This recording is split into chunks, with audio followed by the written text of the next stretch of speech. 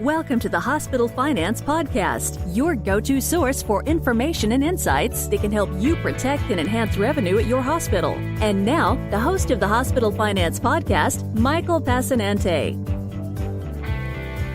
Hi, this is Mike Passanante, and welcome back to the Hospital Finance Podcast. Today, I'm joined by Scott Bessler. Scott is a senior manager in our reimbursement integrity team here at Bessler. And it's that time again when hospitals complete their Medicare Occupational Mix Survey. And Scott is here to talk to us about that survey and some of the things that hospitals should consider as they approach the July 1st deadline. So, Scott, welcome to the program. Hi, Mike. Thank you. So first off, why don't you just give us a quick background, Scott, about what the Medicare Occupational Mix Survey is? Sure. The Medicare Occupational Mix Survey is a result of Section 304 of Public Law 106-544. That was an amended section from the original Social Security Act that required CMS to collect data every 3 years for hospitals' occupational mix of employees for each short-term acute care hospital that participates in the Medicare program. The purpose was for the survey to adjust the average hourly wage for accounting for differences in management choices of staffing. So the occupational mix was originally used and currently used to level the playing field and exclude management decisions on staffing. Scott, what do you mean by differences in management choices of staffing? Well, good question. As you know, not every state is similar. So there are states that have mandated nursing staffing ratios.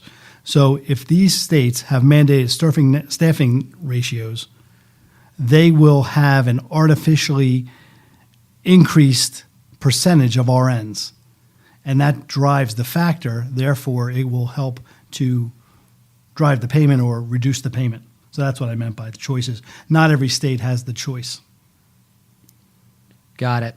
Why is the Medicare Occupational Mix Survey important? Well, it's an important part of the hospitals and subsequently their labor market's average hourly wage. So the survey is very important in that its impact lasts for 3 years. As you have said, it's that time again to complete the survey, which hospitals are required and mandated in law to complete every 3 years. So for the previous survey, which was completed in 2014, that survey was in effect for federal fiscal years 2016, 2017, which we're currently in, and this October, when we begin 2018, it will impact that as well. So it has a lasting effect on a hospital's average hourly wage. Providers with a higher mix of lower paid personnel, so medical assistants and nursing aides, they would, by basis of the calculation, receive a higher occupational mix factor. Subsequently, markets with a more expensive mix of employees and contracted labor would have a reduced average hourly wage because their occupational mix factor would be below 1 because their RN percentage would be so great. And the most important factor is the RN hours to total nursing hours.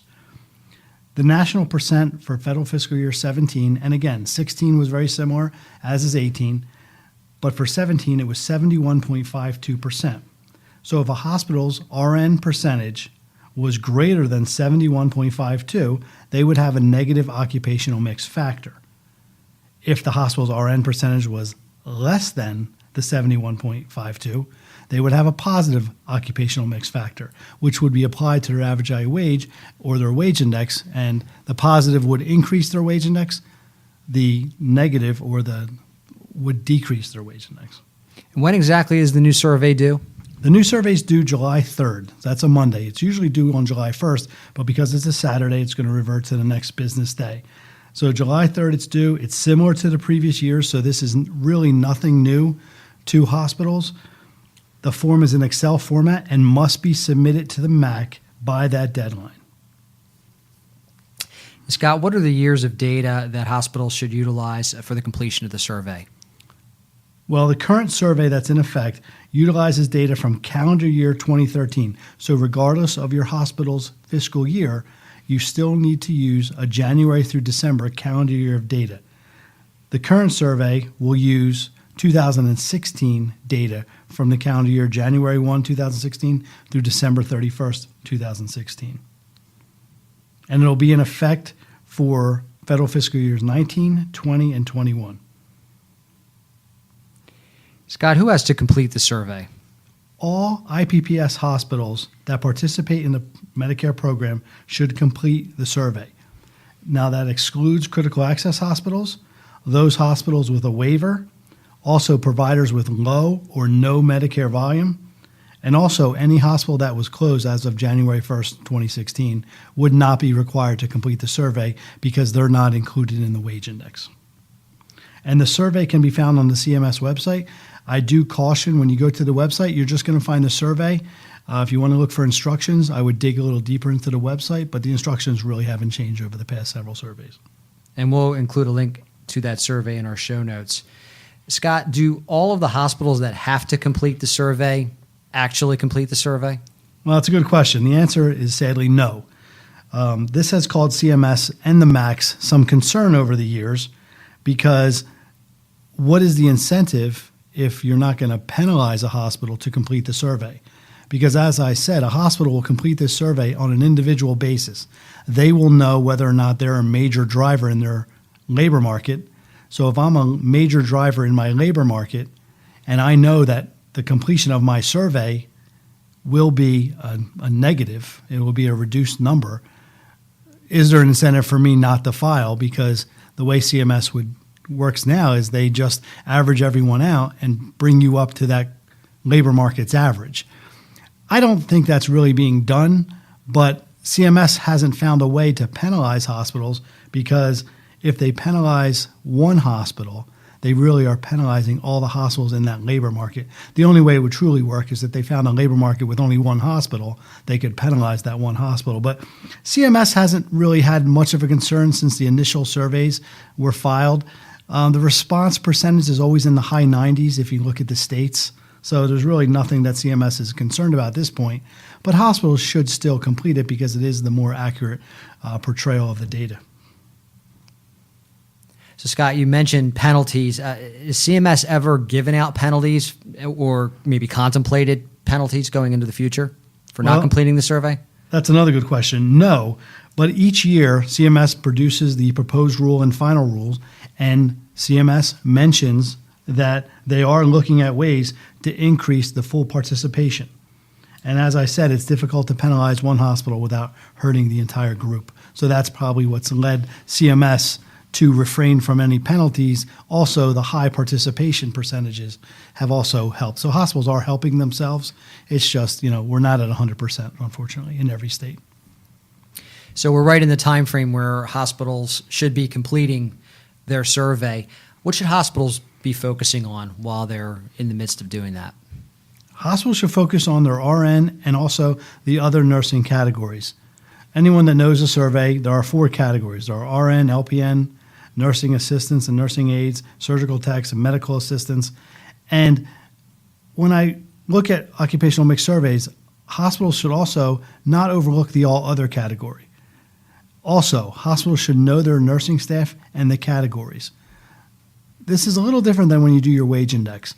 You're going to get your job codes, but I would concentrate on the several areas that CMS, the cost centers, that CMS wants you to make sure that you add the nursing hours and dollars from those cost centers to the survey. So an RN, that's any RN in those cost centers, and CMS has that list, that are direct patient care types of RNs. So you really want to remove the administrative group if you can. LPNs, again, they care for patients. So anyone that's an LPN, we've seen that number reduce in certain states over the years, but still many hospitals have that category. The surgical techs, they assist in patient care. So if you're seeing a common theme in the occupational mix, CMS wants everything in the nursing bucket, those 4 buckets above, to include anyone that has any contact with the patient. Then all other, it's just a reverse. It's all those that are not involved with any type of patient care. It'll be mostly administrative. So a tip that we like to say is that all categories that are excluded from the wage index don't get reported on the survey. So on the survey itself, you'll have nursing and all other with the excluded removed, which is a little different than the wage index because the excluded is still a little bit of part of that calculation. We also tell hospitals not forget your overhead, to carve out the overhead piece of that, and also contracted labor. And if you have a home office, be leery of your home office calculation to make sure that you're doing that allocation correctly. Scott, when you look at data from previous surveys, does anything jump out at you? Yeah, the first thing that jumps out at me is everyone looks at their wage index. They want to see how does their wage index compare to previous years. And you also want to know where are the highest wage indexes in the country. So one of the things we looked at is we saw the top 11 wage index values that are a direct correlation to the survey. All of the top wage index values all have negative occupational mix factors, and they're all in the state of California, which has mandated nursing staffing ratios.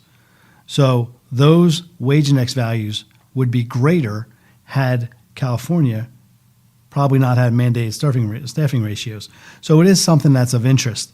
Also, when I looked at the top 11 CBSAs or labor markets that had the highest increase to their Medicare occupational mix, not one of the labor markets in the top 11 that I saw had a labor market that contained more than 3 hospitals, and most of them were 1 and 2 hospital labor markets. So it does take some effort to move that needle when you're looking at your occupational mix. Hospitals should, when they look at the data, this is one time where I think hospitals should work together. Yes, you're competing with your neighbors, but when you look at occupational mix, it can be a positive benefit for everyone involved if you work together. Now, again, the mandated staffing ratios do hurt states like California and other states that have similar, mandates. But going forward, if your state does not have those mandates, you should be attempting to calculate an occupational mix that's favorable for your hospital, but also could benefit the CBSA. And again, sometimes the numbers are what they are. And your nursing staffing ratio comes into play, and your percent of nursing hours may be over 70. That's not uncommon. We have, going back to the data, seen where labor markets and also hospitals that are highly urban markets, teaching hospitals, have RN percentages that are below 70 and in the mid-60s. So these labor markets have a favorable occupational mix, and they're urban because when this first came out, CMS was targeting the urban areas and wanted it to be a benefit to rural hospitals. That really hasn't happened the way CMS intended it, but it is something of interest and to monitor as the surveys go along in the years. One thing about occupational mix is that even though you hear changes to wage index going forward in, subsequent years, occupational mix, because it's part of the law, and why I mentioned that first is it will take an act of law to remove occupational mix from any future calculations in the wage index. So that's why hospitals, even though wage index may change, occupational mix will still be there in some form or fashion. And I think the original stated deadline was July the 1st, but it's actually July the 3rd, right? That's correct. And the reason I bring that up is hospitals should be encouraged to complete the survey just because it is required by CMS. But also, once you meet that deadline, in October or later in the year, when your MAC has had a chance to review the occupational mix surveys that were submitted in July, they may have questions. If a hospital has subtle changes or corrections or better data, the MAC may be more inclined to listen to the hospital and to accept additional adjustments. I'm not saying they will, but I know for a fact that if you miss that deadline, the MAC has been instructed by CMS not to accept any new data. So this way, if you meet the deadline, it's technically not new data. It's just revised of the data that you submitted. So I can't stress enough, hospitals should really do all they can to meet that deadline. It doesn't sound like there's any exemptions to that deadline, are there? Absolutely not. And again, by virtue of meeting the deadline, hospitals will be permitted, may be permitted by the MAC to submit adjustments. So when this podcast airs, there'll be just a few weeks left before the July deadline hits. What should hospitals be doing right now? Well, when you read CMS's instructions, they state that the survey should take 408 hours to complete. That's 12 weeks. So we're more than 12 weeks from the deadline. We're close. Closer, Yeah. I'm sorry. Now, I don't believe it's going to take 480 hours, but if you did add up all the time it takes to gather the data, give yourself enough time to complete it accurately or to at least complete it. If you have the prior survey, use that as a gauge, but not as the strict template that you're going to use. You do have new job codes, you do have new call centers. Make sure that you're including all of those. So meet the deadline. You also want to monitor the CMS wage index timetable, because that's going to give you the varying degrees of deadlines that are fast approaching for this data. Now, again, this data will not go into effect until next October, so federal fiscal year 19, so you still have time. But when you're looking at the timetables, you want to look at the federal fiscal year 2019 timetable to make sure that your data is submitted by that time. Also, one of the things we always tell hospitals is when you receive a new public use file and your data is out there online, review your data. And since you really want to look at your labor market, know the hospitals in your labor market and look at their data too to make sure it's comparable. So again, knowing your labor market and the hospitals that are included, I think, is imperative. It also helps you identify potential opportunities to obtain a higher wage index value, and that could be through reclassification, out-migration, but you want to recognize where the greatest benefits lie for your hospital. And then also, if you do reclassify, knowing this data and knowing the hospitals in your market will help you reevaluate your need for the reclassification. CMS, they allow hospitals to reclassify, but it is an administrative burden on them. So it would be better if a hospital never had to worry about, I don't need to reclassify because I'm in the most optimal labor market. You do that by monitoring your data, making sure your data is optimal, and looking at your neighboring hospitals to make sure they're doing a good job as well. And it also helps if you understand the driving factors of both the wage index and the occupational mix. And also have a second of eyes, do at least a review. And that could be as easy as just looking at the prior survey, because if you're at 70% and now you're at 80%, what happened? That probably shouldn't happen. You should see a gradual increase or maybe a gradual decrease in the different categories. But a second set of eyes is extremely helpful.